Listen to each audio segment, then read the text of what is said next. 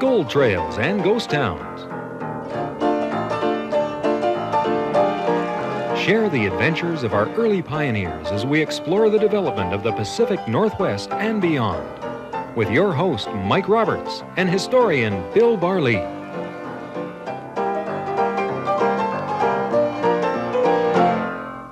Welcome to Gold Trails and Ghost Towns. Mike Roberts and Bill Barley with you for the next half hour. And we go back to a place today we've done before, Dawson in the Yukon, the great gold rush of the Yukon, the Klondike Gold Rush. But we're going to tell some stories about some people we haven't touched on before.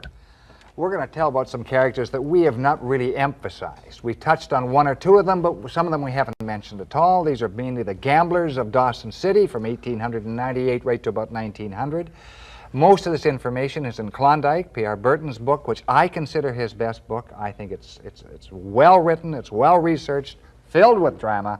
So we'll take a look at some of these absolutely fascinating characters. And the interesting thing is they came from all parts of the globe, all over North America, all over the world to get to Dawson City. They came via the White Pass.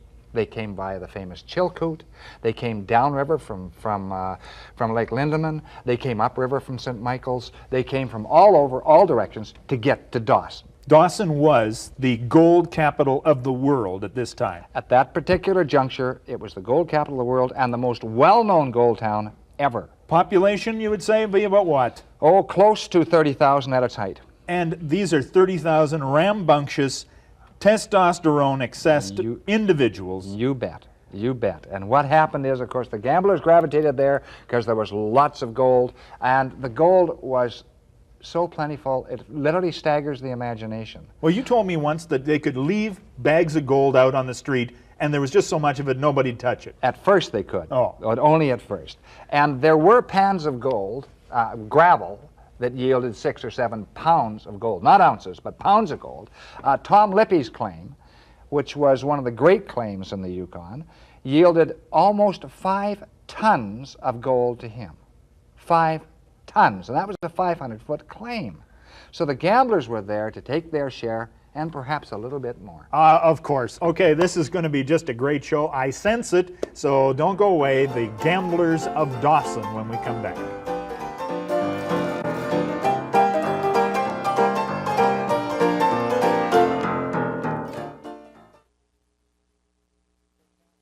Welcome back to Gold Trails and Ghost Towns. Mike Roberts and Bill Barley talking about the high rollers of Dawson in the Yukon, 1898 and thereabouts. I mean, here we got Front Street in Dawson. Oh, yeah. Population growing. All the Attitude time. Big. People waiting to find some excitement. Well, the gamblers were only too prepared to give them a lot of excitement. And sometimes the gamblers gambled amongst themselves. Silent Sam Bonifield and the Montana Kid and Harry.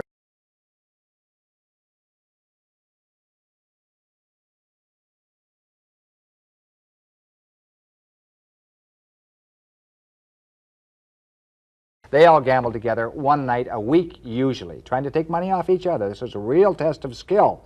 And Harry Woolwich was an interesting guy, which we've never mentioned before, I don't think. No, I don't remember. Came out of Butte, Montana, had a great reputation there, Mike, because Butte, Montana was a high-rolling town.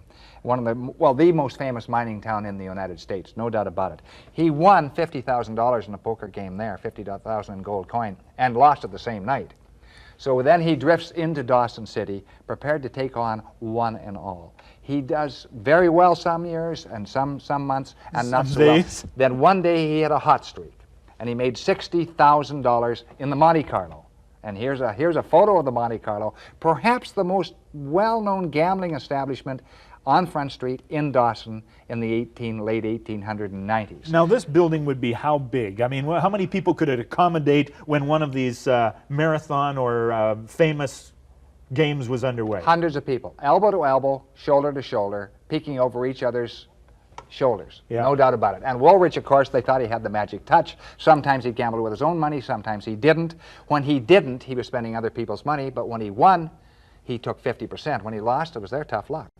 So anyway, he makes $60,000, which is a lot of money. Multiply that by 40, $2.4 million. Decides to renounce gambling forever. He stands up and says, I've quit. This is it. I'm going outside, which means out to the United States. I'm leaving this part of the world. He rushes down and gets a stern wheeler ticket. He's leaving on the next boat. He waits for the sternwheeler a little bit on edge. Sternwheeler is late. Ah, he says, no problem. I'll go back and flip a coin and tell him that, this is the last coin I'm going to flip. So he takes a coin and he flips it and says heads or tails. He calls whatever it isn't, and that is, he would have called heads, it's tails. Well, he says, here, let's double or nothing on this. Let's double or nothing. It comes up. Tails, he says. Heads it is. Heads it and is. he loses again. That's right. And he does it again, and then he takes to the tables. And he decides to play poker with a variegated crew of individuals who are very, very sharp. And 24 hours later, he's still at the table with a very small, dwindling stack of gold coins. He loses that, and as a final gesture, he throws a sternwheeler ticket on the table and says, I may as well bet this too. He loses that. And Harry Woolwich is dead broke in 24 hours, losing $60,000, the equivalent of almost $2.5 million. Well, did he ever recover? I mean, did he win big ever again, or was that it? Did he sort of shuffle off, beaten? No, he never recouped as much as that. I mean, $60,000, a lot of money. And, there were other individuals who were famous sometimes for one night. Certainly there was one individual that Pierre Burton mentions as One-Eyed Reilly. And One-Eyed Reilly was doesn't sound like a lucky man to begin with, to my mind, no. No, and he was a watchman for one of the transportation companies, and he got off work at midnight every night. And every night he would go in and gamble at faro. He thought faro was his game. Faro was not his game. He was a perennial loser. He never won at faro, but one night things changed around. He's in Silent Sam Bonifield's Bank Saloon. He goes in there and tries faro, and he wins. They up the limit. He wins again. They up it again. He wins and wins and wins and wins. By now, a crowd is gathering. And what a huge crowd, amazed at One-Eyed Reilly actually winning. And he wins thousands and thousands of dollars, stops to take a supper break, goes down Front Street with literally hundreds of people following him, Mike, and drops into another gambling establishment, takes them to the cleaners. He does it again and again. Every establishment he stops at, he makes money. And they've increased the limit, every one of them. He has $30,000. He finally stops in at the famous Monte Carlo, and they put up a very, very shrewd card shark against him, a dealer, I should say, who handled faro extremely cleverly, and he takes about $2,000 of that $30,000, so he's down to $28,000. He stops and thinks $28,000? I can retire for life on this. He then steps outside, announces that he wants a dog puncher to go to Skagway. He will give him $1,000 in gold, which is a pretty good trip for that. And so he gives the dog puncher $1,000 in gold. He's got $27,000 left. He's going to catch the next steamer to San Francisco, probably. To San Francisco and get out of it. He goes down to Skagway. The steamer is late, unfortunately, as they quite often were. And he is inveigled into a small little dice game. The small dice game turns into a big dice game. He loses $27,000 and 3 passes of the dice. Poor old One-Eyed Reilly. I wanted him to win. I wanted him to survive. He wanted to too. But that was not to be. So that's a fair whack in the head now. Yeah, it is.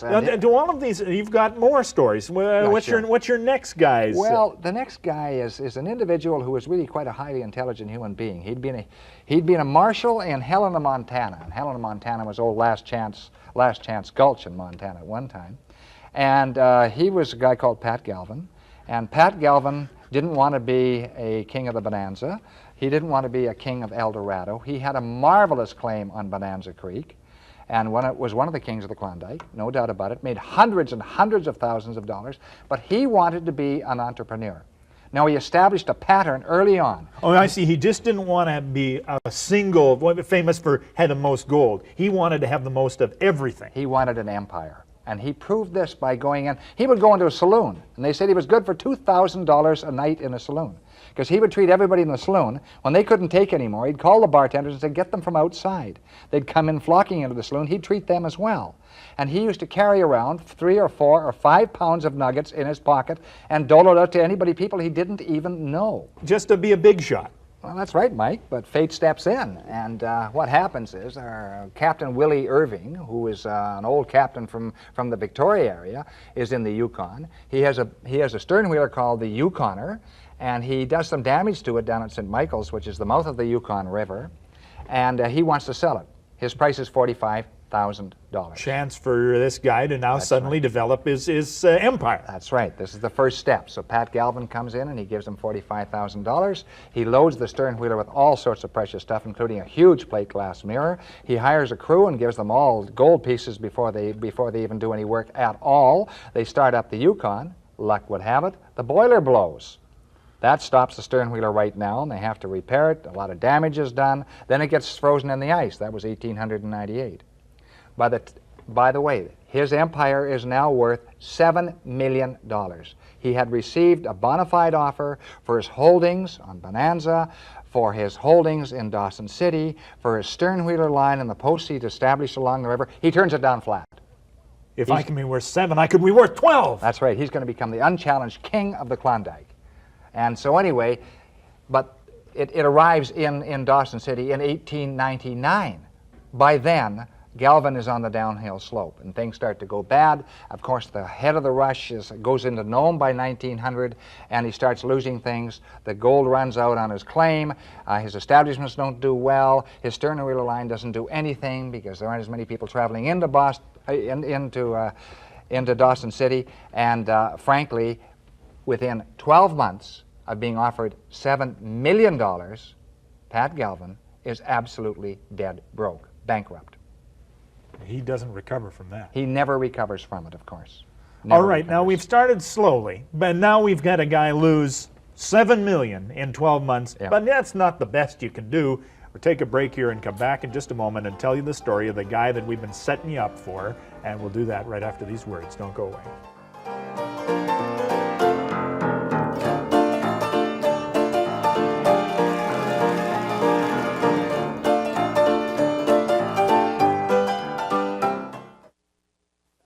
Welcome back to Gold Trails and Ghost Towns. Mike Roberts and Bill Barlee telling you the story of some of the wonderful high rollers of Dawson, and with losers, astronomical losers like Woolrich and Reilly and Galvin.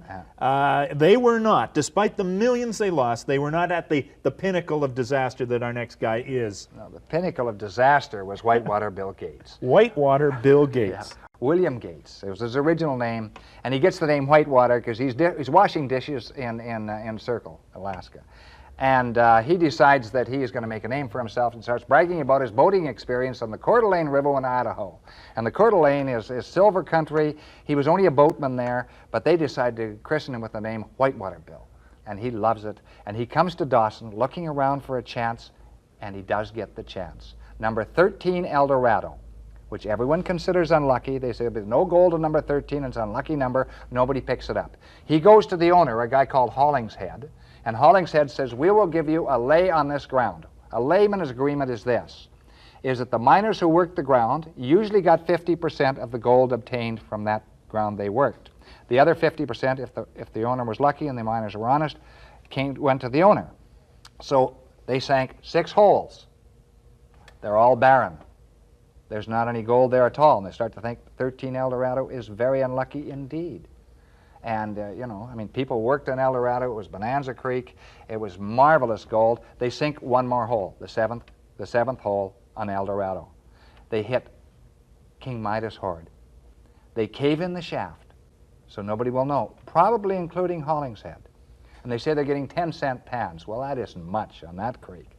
So they make an offer to Hollingshead, $45,000. We'll give you $45,000. Hollingshead snaps at the offer.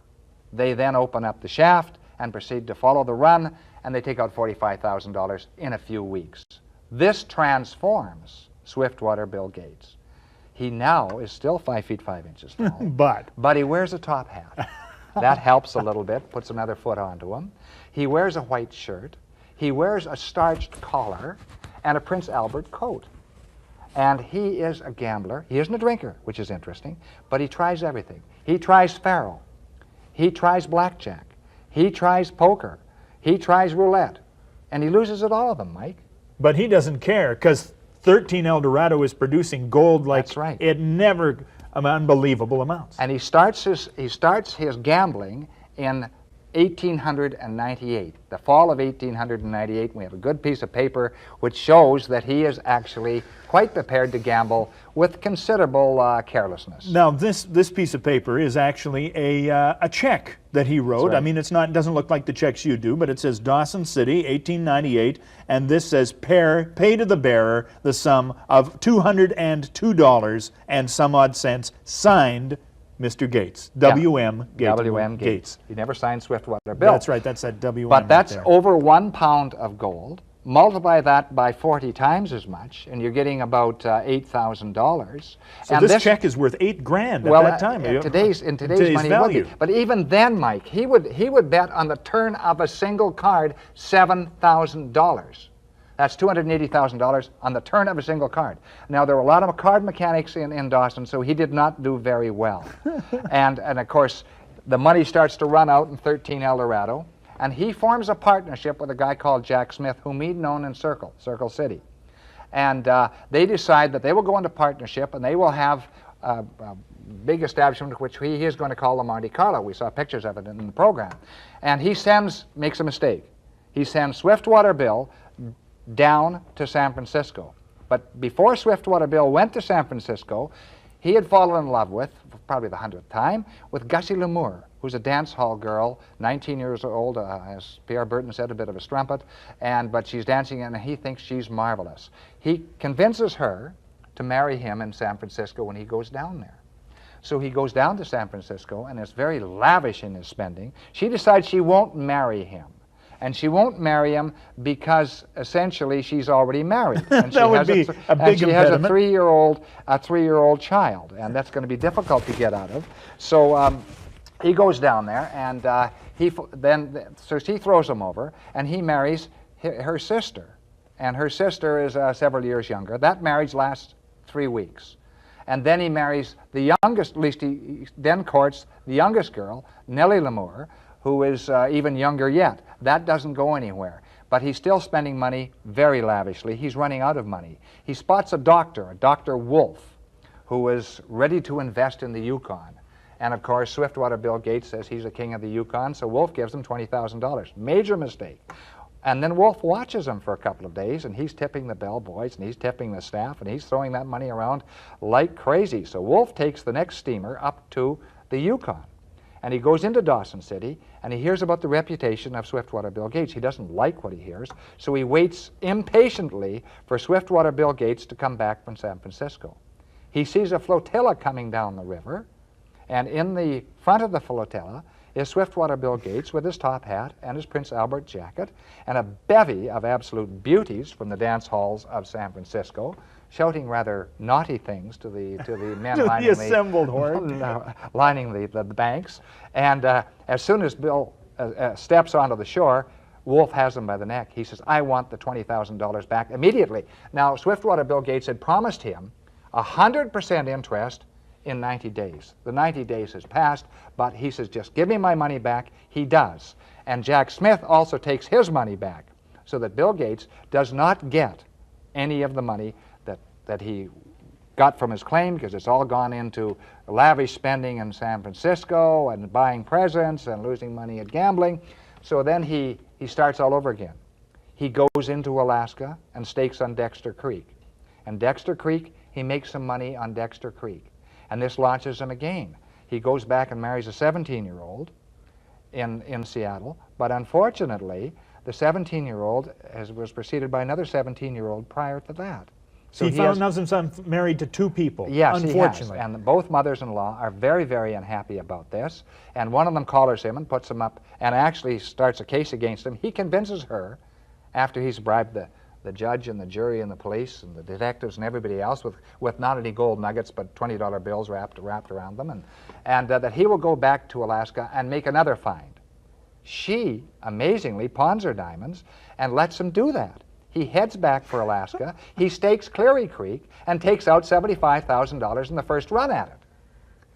And then he goes back, and of course the story repeats itself. He goes back to Cleary Creek, he takes hundreds of thousands of dollars, he falls in love with all sorts of other individuals, left, right, and center, and the story goes on until he leaves the Yukon and he leaves Alaska, and he's down on his luck, so he decides to trade continents. He goes to South America, and he goes to Peru. There he convinces the government authorities this guy has a silver tongue. He said, I need a silver lease, a concession, what they call a concession. That means he has total control over a mining area. The mining area, as it happened, was 20 million acres, not 20,000 acres, not 2 million acres or 200,000 acres, but 20 million acres. Of Peru. Of to Peru. do with, for free. Of course. To do with what he wants. To mine silver. And this was silver country, right in the heart of the silver country, but he never achieves that last dream, Mike. In 1935, this irascible individual finally passes from the scene, but never to be forgotten in Dawson City. I thought you might said he was killed by a paramour or something like that. No, that was not to be. They didn't last. What spectacular characters these are, and what bad planners. I mean, this must be heady stuff, though. People must just think about this with their jaws gaping. Well, when you look at when you go over the list of the Klondike kings, and if you look at them through Pierre Burton's eyes and his research, excellently well done, you will see that probably 4 out of 5 at least did not keep their money. And that means the kings right down from Big Alex McDonald, right down to Lippy and all the others. They just didn't hang on to it. They weren't used to it, and they spent it lavishly. They thought the gold would never end. You know what? I think to myself, who was the guy who took the money on the coin flip? We don't know his name. No. We only know the name of the guy who lost it. Listen, this is always a great, whenever you come around and there's gold nuggets in your pockets, I think this needs to be looked at here. This is a gold scale, and what we've carefully loaded on this side of the gold scale is just a massive handful of gold nuggets. Okay? Now, so what we have to do, now what would be done when you take this into your neighborhood saloon to get money? First of all, you would take troy weights. There's 4 ounces each of troy. Yep. Troy is different gold than avoirdupois. It's a different weighting system. Right. Troy weight per ounce is heavier. There's only 12 troy ounces and 1 troy pound. Yep. And there are 8 troy ounces, which today would be about $4,000 or $5,000. So there's $5,000 in gold, which Bill Gates and the others would lose on the turn of a card, and much more as well. Oh, just phenomenal. And when you look at that gold, Mike, as well, a good miner would take that out in 1 hour on the best creeks in the Yukon. 1 hour? Yeah. And some of the losers we talked about today got 5 tons of gold off their claim. Tom Lippy was an example. He was not alone. Others got 2 tons, 3 tons, 4 tons. It was just absolutely staggering. Probably the richest ground in the world, with the exception of possibly the Urals and Russia, per cubic yard. It was just not the biggest rush. I mean, Australia was bigger, South Africa was bigger, California was bigger, but yard for yard, foot for foot, nothing really touched Dawson City and the Klondike. Well, I'm glad you told me about these guys. There was Woolrich, there was Reilly, One-Eyed Reilly, there was Galvin, and there was Swiftwater, Bill Gates, and thank you very much for them all. You're welcome. Join us next time on Gold Trails and Ghost Towns. Who knows where we'll go then?